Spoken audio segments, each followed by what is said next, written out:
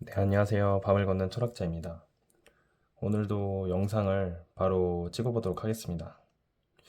영상을 매일매일 꾸준히 올려야 되는데, 뭐 하다, 이거 하다, 저거 하다 보면은, 그리고 이게 핑계인데 블로그랑 영상을 같이 뭔가 퇴근하고 찍고 올린다는 게 생각보다 너무 힘들고, 생각보다 뭐라 해야 될까요?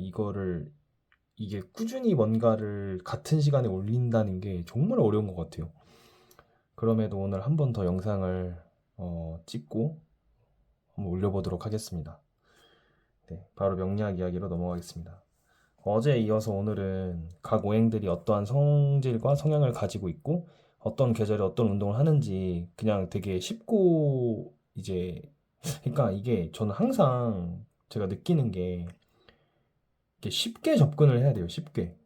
그러니까 학문이 그러니까 깊이가 되게 중요하거든요, 진짜. 이 깊이가 원래 솔직히 가장 나중에는 이 깊이 있게 공부를 해야 여기서 응용력도 생기고 이게 이제 깊이라는 게 정말 중요한데 근데 너무 처음부터 깊게 배우면은 저희가 본질을 좀 놓친다고 생각을 해요, 저는 오히려.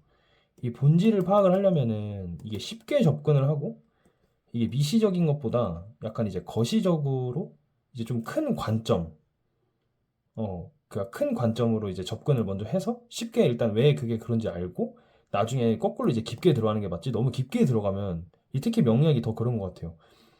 그러니까 명리학을 공부하다 보면은 항상 이 글자에 집착을 하게 되거든요. 글자. 그러니까 예를 들면은 저희가 명리학을 배우는 이유는 물론 이것도 사람마다 다를 거예요. 어떤 분은 단순히 이제 사주 명리 이제 해석이 이 사주 명리를 해석하는 거를 공부하기 위해서 진짜 이걸 공부하는 이제 이걸 해석하기 위해서 공부하시는 분들도 있을 거고 어떤 분은 이 인문학 인문학으로 이제 쉬엄쉬엄 자기 자신이 어떤 사람이고 어떤 사람 공부를 하기 위해서 이 인문학 관점으로 이 명리학을 공부하시는 분들도 있을 거란 말이에요. 그러니까 명리학을 공부하시는 분들은 다 각각의 이유가 있을 건데 어쨌든 근데 이걸 인문학이나 뭐 사주 명리를 해석하기 위해서나 결국에는 그러니까 결국에는 사주 명리를 해석을 할 줄 알아야 되는 거잖아요. 그렇기 때문에 기본적으로 저희가 예를 들면 명리학을 공부하다 보면 뭐 임수의 성질, 뭐 사화의 밑에 뭐 사화의 성질, 뭐 정화의 성질, 뭐 개수의 성질, 뭐 그리고 뭐 예를 들면 관성이라는 것이 무엇인가, 뭐 아니면은 뭐 인성이라는 게 무엇인가, 뭐 재성이라는 게 무엇인가, 뭐 이런 것들을 되게 공부를 한단 말이에요, 당연히. 근데 제가 느끼는 게 요즘에 이제 막 예전에는 모르겠는데 요즘에 막 그런 거 있잖아요. 기출문제부터 기출문제? 뭐 답을 먼저 보고 시험에 나오는 것부터 빨리빨리 속아내서 그거 나오는 거 위주로만은 먼저 공부를 해라. 막 이런 거 있잖아요. 근데 명리학도 전 똑같다고 생각하는 게 그러니까 저는 처음부터 명리학을 공부할 때 이 만세력 어플 누구나 요즘에 있으시잖아요.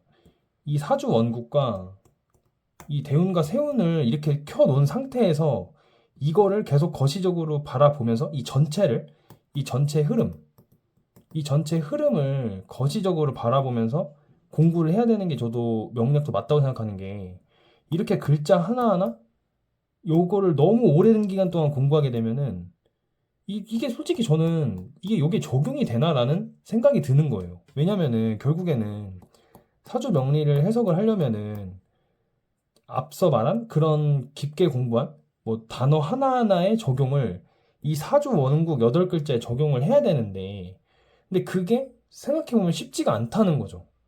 그러니까 8글자에 또 심지어 대운과 세운까지 있는데 이 글자가 뭐 임수 하나만으로 뭐 통일된 것도 있는 것도 아니고 뭐 그런 분들도 간혹 있죠. 근데 진짜 없잖아요.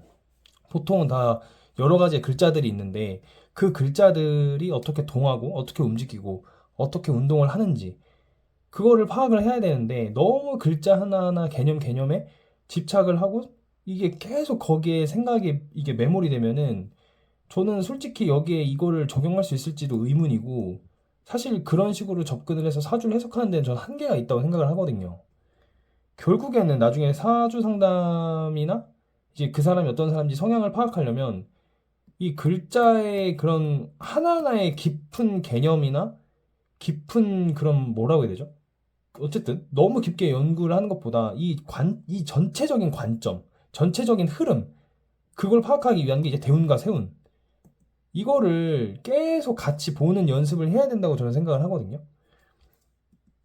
그리고 이제 오늘은 그래서 이제 그냥 간단하게 너무 깊게는 말고 전 쉽게 좀 처음에 좀 쉽게 이해하는 게 좋은 것 같아서 네. 저희가 오늘 제가 말씀드릴 건 이제 저희가 이제 오행 있죠, 오행. 복화토금수 막 이런 거. 근데 이제 간목과 을목은 그냥 간단해요. 간목은 양이죠. 그러니까 얘는 앞으로 이렇게 전진하려고 하는 성향이 굉장히 있어요. 이 간목은. 근데 병화는 이거보다 더 전진하고 더 앞으로 나아가려고 해요. 그래서 저희가 병화를 양 중에 양이라고 하는 이유가 그래서 그런 거예요. 근데 딱 봐도 사람들은 양의 기질, 음의 기질, 이거는 뭐 명리학에서 따로 배우지 않아도 느낌이 있어요. 간목?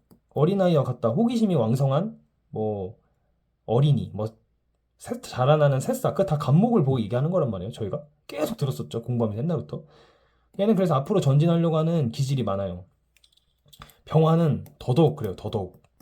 그래서 제가 예전에 영상을 올렸을 때 간목이 병화를 보면 이거 그냥 학문적 관점에서 얘기하는 거예요. 이게 좋다.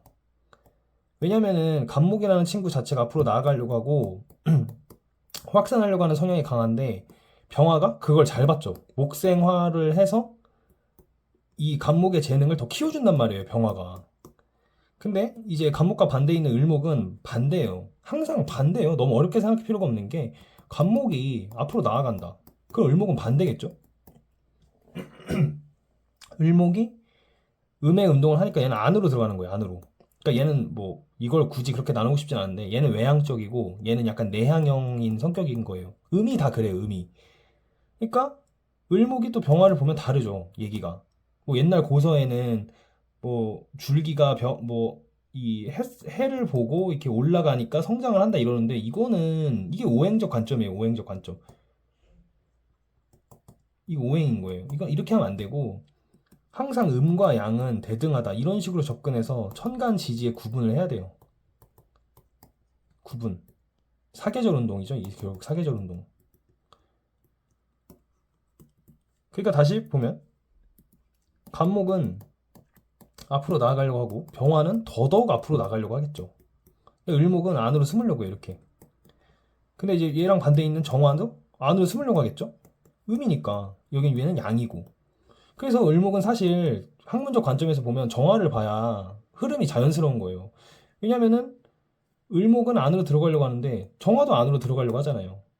그러니까 이거를 조용하게 잘 쓰는 거죠, 정화를. 얘는 병화를 화려하게 잘 쓰는 거고. 그러니까 또 나중에도 제가 얘기하겠지만 이 식신과 상관 같은 거, 이런 십신,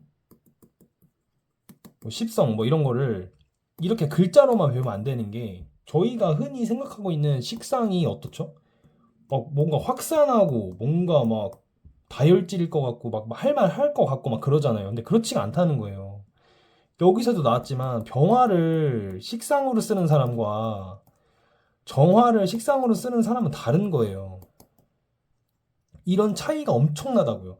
임수를 식상으로 쓰는 사람과 병화를 식상으로 쓰는 사람 완전 다른 거잖아요. 이게. 다른 십신도 마찬가지예요. 뭐 예를 들면은 비경겁제도 임수와 개수를 비경겁제로 쓰는 사람과 병화나 뭐 간목을 비경겁제로 쓰는 사람은 이 비경겁제가 다른 거예요. 이게. 근데 지금 보면은 십신이 중요하긴 해요.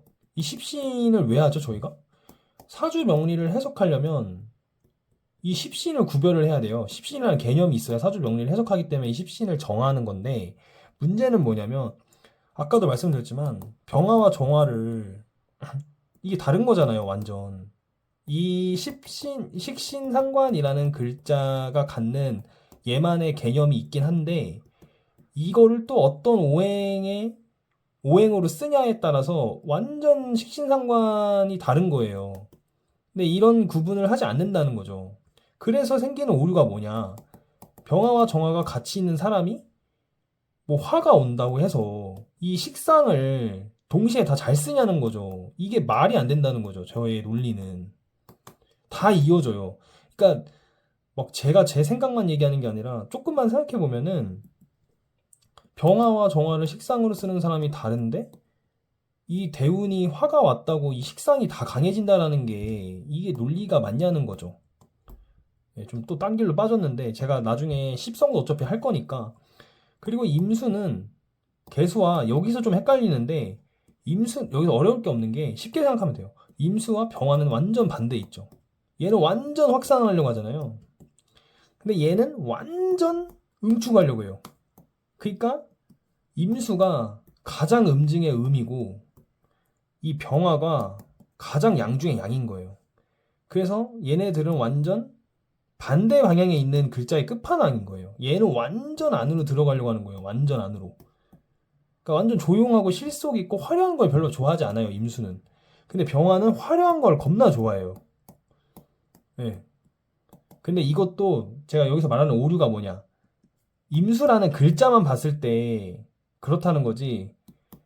이 옆에 어떤 글자가 있느냐에 따라서 얘가 안으로 숨지 않을 수도 있겠죠. 이 옆에 글자가 더 강하다면 만약에 임수가 병화가 있어요. 무토나. 근데 들어오는 대운이나 뭐 사주 뭐 지지에 따라서 이 임수 자체보다 이거 시간을 빼놓을게요. 임수 자체보다 옆에 있는 글자의 영향이 더 셀 수 있잖아요.